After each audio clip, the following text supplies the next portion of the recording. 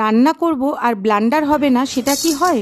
আজকে একটা নিরামিষ পনিরের রেসিপি করেছিলাম, সেটা করতে গিয়েই আমি একটুখানি ঘেঁটে দিয়েছি। প্রথমে একটা মশলা ড্রাই রোস্ট করে তৈরি করেছি, তারপর পনিরটা কাটতে গিয়েছিলাম।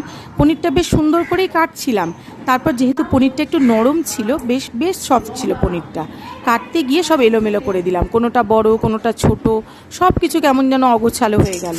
কিন্তু এই রেসিপিটাই আমার আপনাদের সামনে আনার কথা ছিল, তাই আমার আর কিচ্ছু করার ছিল না, এই পনিরের রেসিপিটাই দিলাম। তো আপনারাও একটু কষ্ট করে দেখে নিন, ক্ষমা ঘেন্নার চোখেই দেখবেন একটুখানি। তো যাই হোক, এইভাবে পনিরটাকে ভেজে নিয়েছি সাদা তেলে, আর এদিকে কাজু, চারমগজ আর টক দই সবটাই মিক্সিতে ব্লেন্ড করে নিলাম। তারপর গোটা গরম মশলা, আদা কুচি, তেজপাতা দিয়ে ভালো করে মিশিয়ে নিলাম, আর এর মধ্যে কাজু, চারমগজ আর দইয়ের মিশ্রণটা দিয়ে দিলাম। যেহেতু একদমই নিরামিষ পদ, তাই অন্য কিছু দিইনি, দিয়ে দিলাম স্বাদ অনুসারে লবণ আর চিনি। তারপর ভেজে রাখা পনিরগুলো দিলাম, দেখতেই পাচ্ছেন পনিরগুলো আমার কি দশা হয়েছে।